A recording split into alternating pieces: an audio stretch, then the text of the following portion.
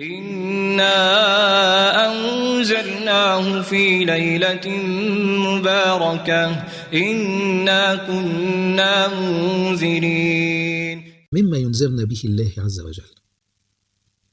جاء في الحديث عن رسول الله صلى الله عليه وآله وصحبه وسلم إنه قال: أول ما خلق الله القلم فقال له اكتب، فقال ربي ماذا أكتب؟ قال اكتب مقادير كل شيء حتى تقوم الساعة. السؤال هنا: هل القلم اللي ربنا أمر إنه يكتب أقدارنا، صفاتنا، عيوبنا، أرزاقنا، تاريخ ميلادنا، تاريخ موتنا، يوم القيامة، القرآن، الرسالات السماوية، الأنبياء، هل القلم كتب من دماغه؟ الإجابة لا. القلم كان بيكتب من علم الله الأزلي، وكان بيكتب في حاجة اسمها اللوح المحفوظ. وبالتالي إيه هو اللوح المحفوظ؟ هو الكتاب الذي كتب فيه القلم بأمر الله وعلمه الأزلي 3 حاجات: كل ما كان، واحفظ ال3 حاجات دول مهم جدا: كل ما كان، وكل ما سيكون، وما لم يكون كيف كان سيكون. يبقى دول ال3 حاجات اللي مكتوبين. ليه ربنا بقى بينذرنا وبيقول إنا كنا منذرين؟ ليه بينذرنا؟ ما دام هو مقدر علينا الأقدار دي، وكده كده ملناش دخل فيها، وكده كده هتنزل. هو احنا مالنا؟ احنا مالنا لو كان ربنا هو اللي بيكتب أقدارنا؟ طب احنا ليه نتحاسب ادام ربنا هو اللي كاتبها لنا؟ ده بقى هنا ينقلنا الى موضوع اكبر، وهو موضوع: هل الانسان مسير ام مخير عشان ربنا ينذره؟ وبصراحه في ناس كتير جدا ما عندهمش الوعي او الفهم الخاص بان احنا مسيرين او مخيرين. السؤال ده مش سؤال جديد، السؤال ده قديم واتسأل فيه كل الرسل والانبياء. طب اقول لك على حاجه، في سوره الانعام بيقول ربنا: سيقول الذين أشركوا لو شاء الله ما أشركنا ولا آباؤنا ولا حرمنا من شيء. الذين أشركوا بيقولوا لا لا لا لا، فكك من الكلام ده. لو ربنا كان عايز يخلينا نسلم كنا أسلمنا، إنما هو مش عايز. ربنا هو اللي شاء لنا ده وكتبه لنا. وفي سورة الأعراف اللي بيعملوا الفواحش قالوا نفس الكلام: وإذا فعلوا فاحشة قالوا وجدنا عليها آباءنا والله أمرنا بها. الله الله الله. واحد بيعمل فاحشة فبتقول له: يا عم الحاج اللي انت بتعمله ده غلط وحرام. فبيقول لك: لا، ثانية واحدة، انت بتتكلم عن ايه؟ الفواحش اللي انت بتتكلم عليها دي احنا وجدنا عليها آباءنا والله أمرنا كمان بيها. ازاي ربنا أمرك بيها؟ ازاي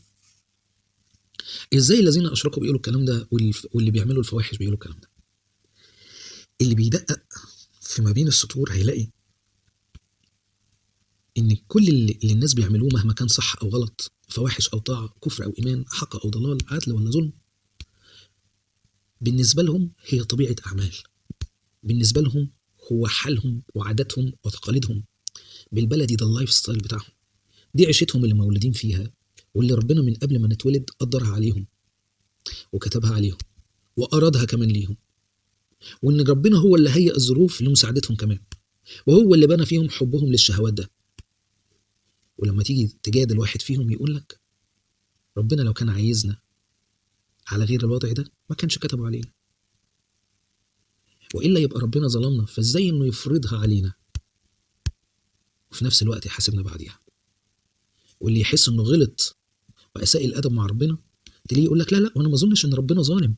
لا لا لا، اقول لك على حاجه: ان الله يهدي من يشاء، معناها ان ربنا ما بيهديش غير اللي هو عايزه. وعلى فكره كل الكلام ده مغلوط، وهنجاوب عليه في الحلقه دي مع بعضينا. وعلشان ما نطولش في اقاويل سواء الذين كفروا او اللي بيعملوا الفواحش، والاتنين اللي عايزين يهربوا من الحساب فبينسبوها الى القدر والى الله عز وجل، احب اقول لك ان ربنا رد على الايتين. ربنا سبحانه وتعالى رد عليهم وما سابهمش في حيره.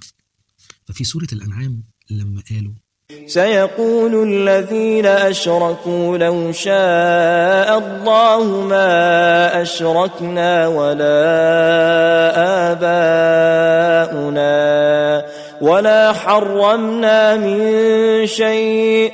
رد ربنا وقال لهم كذلك كذب الذين من قبلهم حتى ذاقوا بأسنا قل هل عندكم من علم فتخرجوه لنا إن تتبعون إلا الظن وإن أنتم إلا تخرصون.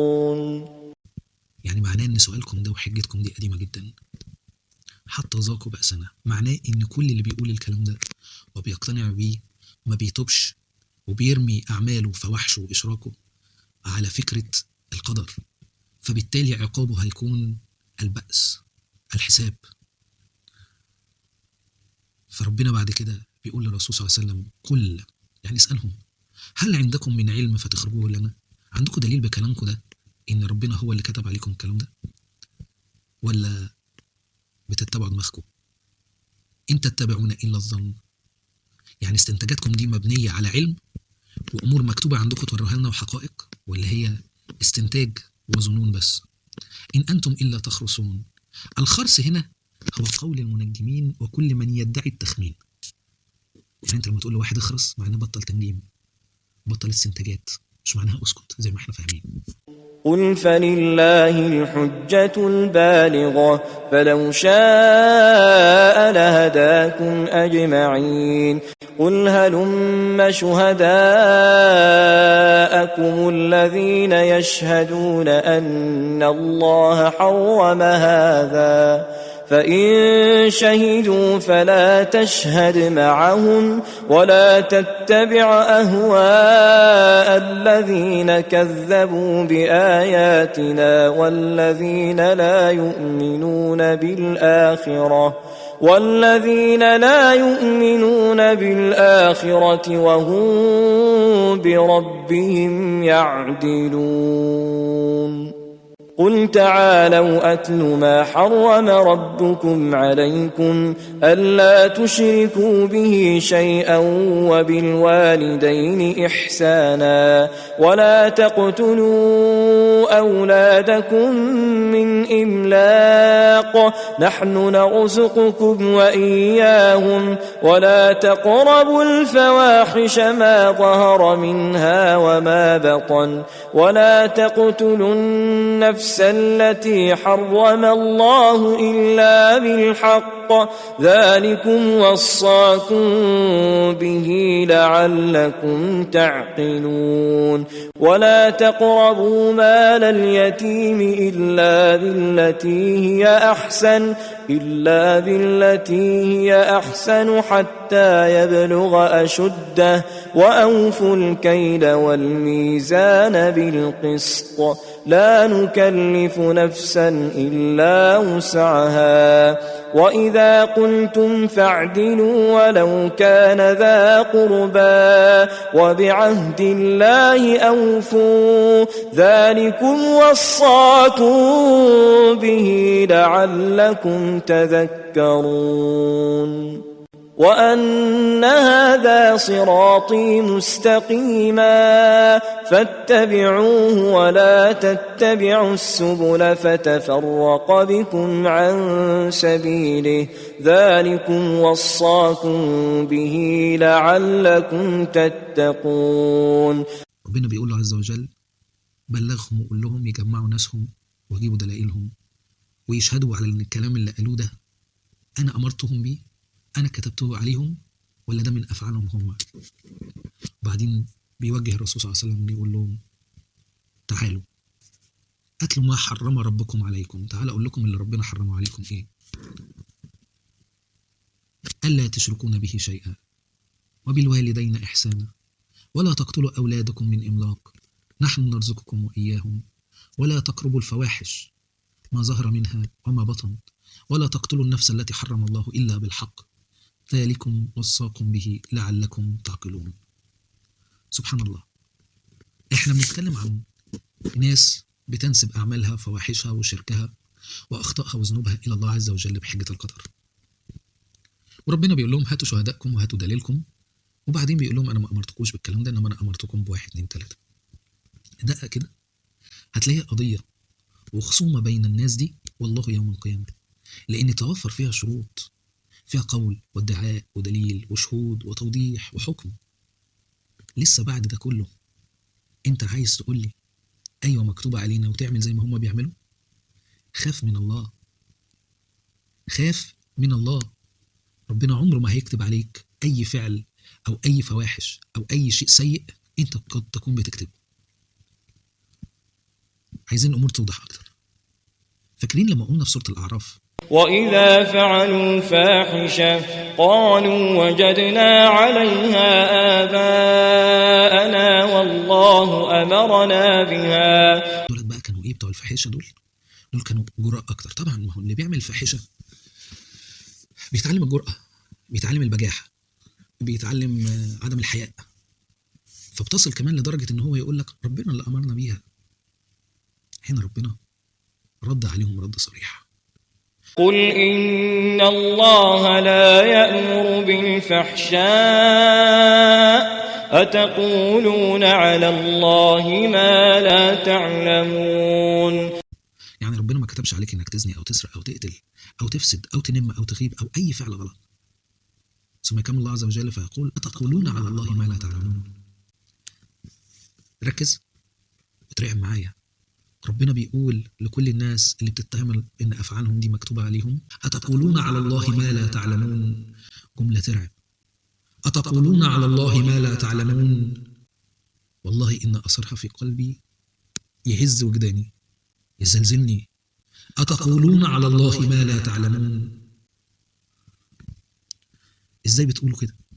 قل أمر ربي بالقسط وأقيموا وجوهكم عند كل مسجد وادعوه مخلصين له الدين كما بدأكم تعودون. قل أمر ربي بالقسط، يعني ربنا ما أمرش غير بالحق والعدل والصواب. إيه هو القسط؟ الحق والعدل والصواب. قل أمر ربي بالقسط وأقيموا وجوهكم عند كل مسجد وادعوه مخلصين له الدين. يعني ربنا أمر بالقسط اللي هو الحق والعدل والصواب، وأمر بالعبادة والطاعة والإخلاص.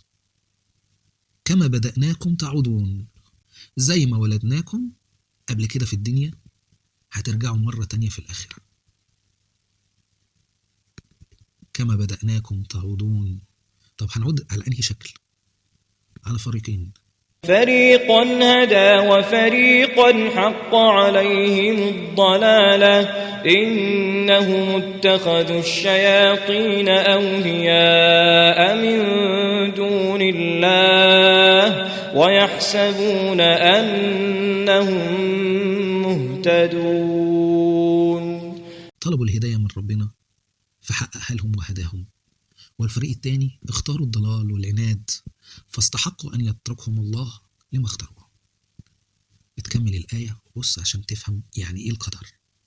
إنهم اتخذوا الشياطين أولياء من دون الله، يعني سبب ضلال الفريق الثاني إنهم اتبعوا الشياطين وابتعدوا عن هدى الله عز وجل. وعلى فكرة كلمة شياطين في القرآن لا يقصد بها الجن فقط. احنا في حلقة كاملة هنتكلم فيها عن الجن والشياطين. كل من يأمر بالفساد ونشر الفتنة والإغواء يسمى في اللغة شيطان، سواء كان إنس أو جن. كل من يخترق منهم الفطرة ويكون سبب في غواية الناس وفتنتهم بيسمى شيطان. فلما ربنا بيقول إنهم اتخذوا الشياطين أولياء من دون الله، فهنا مش شرط إن يكون الشيطان المقصود هو الشيطان أو إبليس اللي في دماغك، إنما قد يكون صاحبك اللي كنت بتتضايق ومخنوق وبدل ما يقول لك تعالى صلي لله عز وجل أخذك في شقة ما مشبوحة، أخذك في سهرة ما مشبوحة، شربك شرب منكر، ادالك سيجارة، ادالك حشيش، ادالك مخدرات. فهنا المقصود بالشياطين هو كل من يضلك عن سبيل الله عز وجل. كمل الآية وشوف قد إيه مدى الرعب. ويحسبون أنهم مهتدون، يعني معظم الناس اللي بتعمل الأفعال دي مفكرة نفسها على حق. وهنا دي النقطة، إن لما يجي حد يقول لك اتق الله إياك أن تأخذك العزة بالإثم. طب لغاية دلوقتي أنت كل شرحته لنا إن إحنا ما ينفعش نقول إن أقدارنا وأفعالنا الخاطئة مكتوبة علينا. إن ما ينفعش اللي إحنا ننسبها إلى الله عز وجل. أيوة أنا قلت كده. أيوة. طب إزاي إحنا مخيرين وفي نفس الوقت هم مكتوبين؟ إحنا مش فاهمين. ممكن تشرح لنا طيب؟ عشان ما نكونش زي الذين أشركوا أو اللي فعلوا فاحشة. حاضر. هبدأ أشرح لك فكرة الإنسان مخير أو مسير، ولكن قبل منها ارجع معايا لأول جملتين قلناهم في الحلقة. فاكر لما قلنا إن أول ما خلق الله خلق القلم؟ فاكر لما قلنا إن هو بيكتب في اللوح المحفوظ؟ وفاكر تعريف اللي كتب القلم واللوح المحفوظ هو إيه؟ تعال ارجع معايا. اللوح المحفوظ هو الكتاب الذي كتب فيه القلم. إيه بقى؟ كتب من دماغه؟ لا، كتب فيه القلم بأمر الله وعلمه الأزلي. كتب إيه؟ قلت لك 3 حاجات، فاكرهم؟ كل ما كان، وما سيكون، وما لم يكن، كيف كان سيكون إلى يوم القيامة. ده معناه إن أقدارنا مكتوبة بأكتر من احتمال، وإنت اللي بتختار الاحتمال اللي بيتناسب معاك ولك حرية الاختيار فيها. برضه مش فاهم صح؟ أسهل عليك. عن عبد الله بن مسعود قال: خط لنا رسول الله صلى الله عليه وسلم خطا، ثم قال: هذا سبيل الله، ثم خط خطوطا عن يمينه وعن شماله، وقال: هذه سبل، على كل سبيل منها شيطان يدعو إليه. وقرأ: وأن هذا صراطي مستقيما فاتبعوه ولا تتبعوا السبل فتفرق بكم عن سبيله ذلكم وصاكم به لعلكم تتقون. كان الرسول صلى الله عليه وسلم قاعد معاهم وماسك في ايديه خشبة، راح جاي على الأرض وعمل خط مستقيم، ثم قال: هذا سبيل الله. يعني ده هو ده الصراط المستقيم اللي كلنا بندعي في سورة الفاتحة. ثم خط خطوطا عن يمينه وعن شماله، ثم قال: هذه سبل، على كل سبيل منها شيطان يدعو إليه. يعني طريق الله واضح، ولكن طول ما انت ماشي في الحياة بيقابلك شياطين من الجن والإنس. مرة واحد يبقى عايز يغويك للسرقة، مرة واحد عايز يكتب عليك التدخين، مرة واحد عايز يجرك للزنا، مرة واحد عايز يجرك للرذيلة، واحد للفواحش، واحد لإنك تكون سبب في فتنة. فبالتالي ربنا كاتب لنا الطريق الرئيسي بتاعنا، وكاتب لنا كل الفرعيات والفتن اللي احنا هنتعرض عليها في اللوح المحفوظ، وسايب لنا حرية الاختيار. ومكتوب في كل طريق فرعي من دول على حسب أفعالنا إيه اللي هيجرى. يعني إيه؟ واحد مكتوب له إنه هيعيش فيه 70 سنة في طاعة الله وينتهي على حسن خاتمة. الراجل ده حود يمين وأخذ طريق من الطرق اليمين، ولنفرض إنه أخذ طريق التدخين. بسبب خطائه دي وقع في أكتر من فتنة تانية غير التدخين، لأن التدخين بعد فترة هرمون الدوبامين ما بقاش يترفع عنه، فمحتاج يسلطن الدماغ شوية، فلابد إن هو يوسع المواد اللي بياخدها لأنها ما بقتش بتأثر فيه، فبدأ إن هو ياخد حشيش. الحشيش بدأ يعلى معاه لأنه يوصل لمخدرات تانية، فبعد كده المخدرات بدأت إنها تزيد، احتوائها بدأ إن هو يأثر عليه أكتر. ممكن بعد كده يلجأ لأمور تانية، ممكن يلجأ لزنا، ممكن يلجأ لسرقة، ممكن يلجأ لقتل. مين اللي سبب الأمور دي؟ ربنا كتبها عليك ولا أنت اللي اخترتها؟ أنت اللي اخترتها. ربنا مش كاتب لك إنك تمشي في الطريق ده، ربنا كاتب لك 10-15 طريق وسايب لك حرية الاختيار، بس بيقول لك اللي هيمشي في الطريق ده نهايته كذا، واللي بيمشي في الطريق ده نهايته كذا، واللي بيمشي في الطريق ده نهايته كذا. ربنا بيقول: ولا تقربوا الزنا إنه كان فاحشة وساء سبيلا. وساء سبيلا يعني الطريق بتاعه كله مساوئ. ربنا بيحذرك اهو وسابك. انت خدت طريق الزنا، ده بتاعك. انت خدت طريق السجاير والتدخين والمخدرات، بعد منها مت على سوء خاتمة، بعد منها واحد قتلك او انت قتلت واحد، ده بتاعك. فالامر بيرجع لك انت وعلى حسب اختيارك انت. عشان كده كل يوم في الصلاة بنقول زي ما قلت لك من شوية: اهدنا الصراط المستقيم. كمل: صراط الذين أنعمت عليهم عليهم غير المغضوب عليهم ولا الضالين. طب مين هم المغضوب عليهم ومن هم الضالين؟ المغضوب عليهم اصطلاحا ولا معنى؟ لا، معنى كلمة المغضوب عليهم هو كل واحد عرف طريق الحق وتركه. ده المعنى. ماليش دعوة هو المقصود مين هو الشعب المغضوب عليهم أو مين هم الضالين، دي مش بتاعتي. إنما بتاعتي هو المعنى إيه معنى المغضوب عليهم. هو ينطبق المعنى ده على كل من عرف الحق وتركه، أصبح عليه غضب من الله عز وجل، فبيبعد عن الصراط المستقيم بسببه، وبيتبع السبل الشياطين. طب مين هم الضالين؟ هم اللي بيعبدوا الله على جهل وانحراف عن توحيده. فلما يجي ربنا بقى، نرجع للآية، يقول إنا كنا منذرين. ربنا بينذرنا إننا لو كنا على طريق غير طريق الاستقامة، فناخد بالنا بقى إن ليلة القدر أقدارك السنوية بتاعتك هتتكتب فيه. فلو أنت في طريق فرعي من سبل الشيطان، خد بالك، ربك بينذرك، ارجع إلى الطريق المستقيم. ربنا بيدي لك كل السبل في شهر رمضان علشان تبعد عن السيئات. قدرك، رزقك، عمرك، مصايبك، البلايا، المقادير، الديون، إخلاص زوجتك، تربية أولادك، كل ده هيتكتب الليلة دي. كل اللي هيحصل لك السنة اللي جاية بناء على اللي انت ماشي فيه. لو انت ماشي في سبيل فرعي وسايب السبيل الرئيسي، إنا كنا منذرين.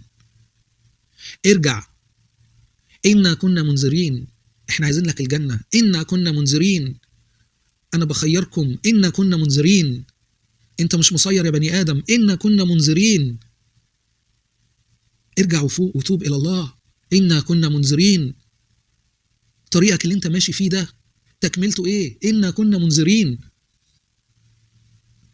عندك فرصة عظيمة جاية لك في ليلة واحدة عشان ربنا يغفر لك، زي ما قلنا من شوية، من قام ليلة القدر إيمانا واحتسابا غفر له ما تقدم من ذنبه. هنمحي لك كل اللي فات، بس خد بالك احنا منذرين، ارجع تاني.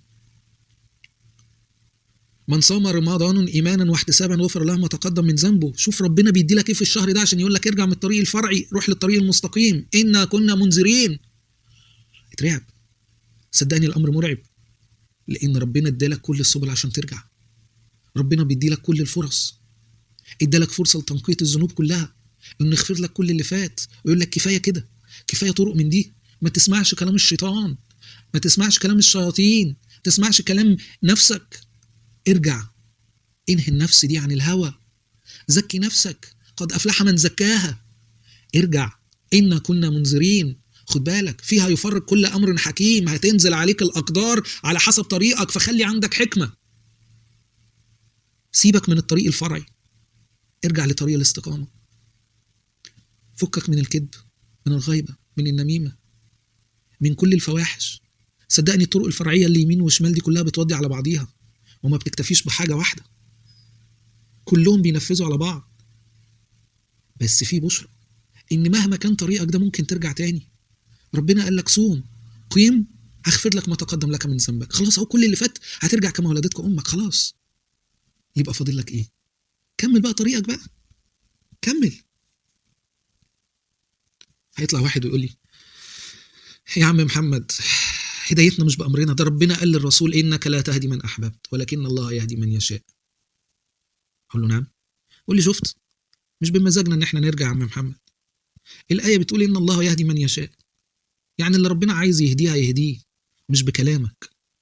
أجي أقول لك ثانية واحدة، أنت فاهم الآية غلط. إزاي؟ افهم الآية صح لغويا. إن الله يهدي من يشاء، من يشاء عايدة على الفرد وليست على الله. يعني إيه؟ يعني إن الله يهدي من يريد الهداية. إن الله يهدي من يشاء، يعني ربنا بيهدي اللي عايز يتهدى. يعني لو عندك النية إنك تتهدى ربنا يهديك، لو بتفكر في الهداية ربنا هيوصلك ليها.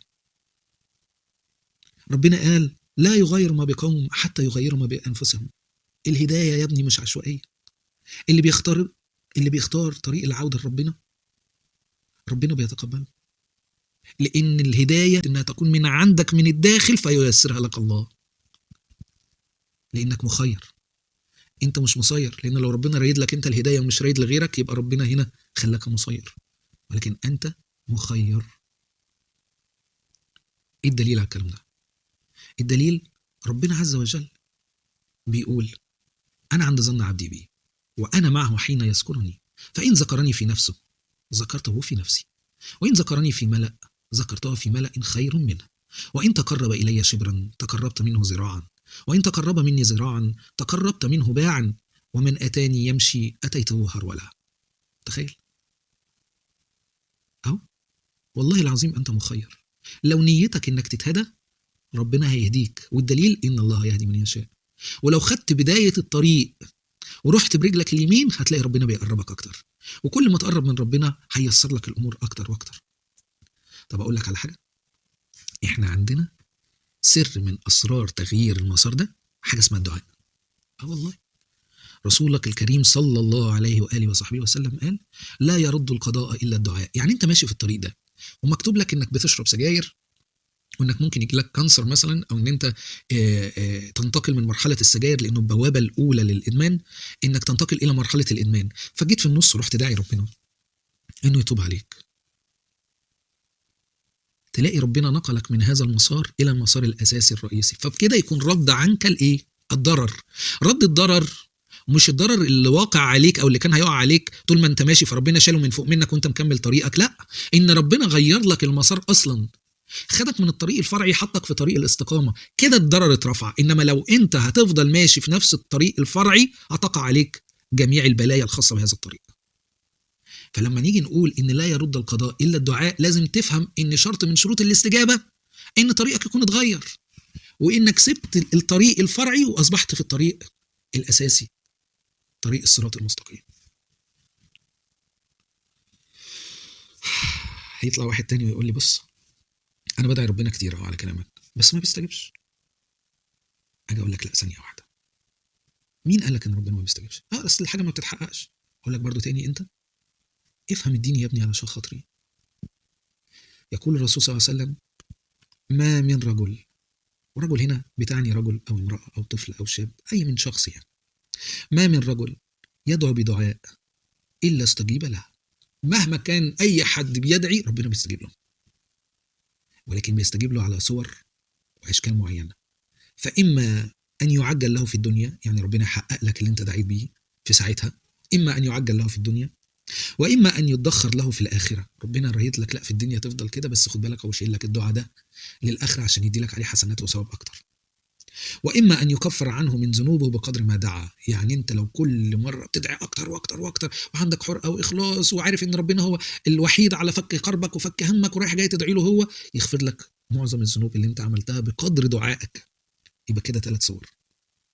إيه تاني؟ خد بالك إن الحديث بيكمل وبيقول ما لم يدعو بإثم أو قطيعة رحم، أو هنا دي النقطة بقى، يستعجل بقوله دعوت ربي فما استجاب لي. يعني أنت زي ما قلنا من شوية ما ينفعش تنسب أعمالك إلى القدر وتقول إن ده مكتوب عليا، وإن ده قول المشركين وقول من يفعل الفواحش، وفهمنا بعد منها إن الإنسان مخير وليس مسير. أحب أقول لك في الدعاء إن لا يجوز لك علشان ربنا يستجيب ليك الدعاء بتاعك، وإن إما إنه يحققه لك في الدنيا أو يخليه لك للآخرة أو إنه يكفر لك بيه سيئاتك وذنوبك، شرط أساسي إنك ما تستعجلش وتقول دعوت ربي فما استجاب لي، لأن في الوقت ده فعلا ربنا ما بيستجيبش ليك. يبقى أول حاجة قلناها لتغيير المصير هي الإيه؟ النية. لما قلنا إن الله يهدي من يشاء، وإن من يشاء رجع على الفرد، فلابد إن لا يغير الله ما بقوم حتى يغيروا ما إيه؟ ما بأنفسهم. فلابد إن أنت تكون عندك النية وبدأت التغيير. تاني حاجة بدأت تدعو على إن ربنا يثبتك على التغيير ده وإنه يرزقك الطريق المستقيم. تالت حاجة هي الحاجة المهمة اللي بقى بتثبتك على طريقك. إيه هي تالت حاجة؟ التوبة. يبقى أول حاجة النية، تاني حاجة الدعاء، تالت حاجة التوبة. ليه؟ لأن ربنا بيقول في سورة الفرقان إلا من تاب وآمن وعمل عملا صالحا. إلا من تاب وآمن وعمل عملا صالحا. يعني اللي يتوب ويفهم ويعتقد، يبقى إلا من تاب وآمن. آمن واحد فهم واعتقد، وعمل عملا صالحا يعني بعد كده خلاص أنا عندي النية يا رب أهو، في نفس الوقت أنا بدأت أدعي ربنا، بعدها تبت إلى الله عز وجل واعتقدت وأمنت في الله عز وجل إنه هو قادر على إنه هو يغير لي طريقي وإنه هو هيغفر لي كل ما تقدم من ذنبي. يجي بقى النقطة مهمة، عمل عملا صالحا. يعني إيه عمل عملا صالحا؟ يعني تبطل تعمل نفس الأفعال والأعمال اللي كنت بتعملها في الطريق الفرعي وتعمل بعمل أهل طريق الاستقامة. شوف الناس بقى بتوع طريق الاستقامة دول بيعملوا إيه، تعمل زيهم.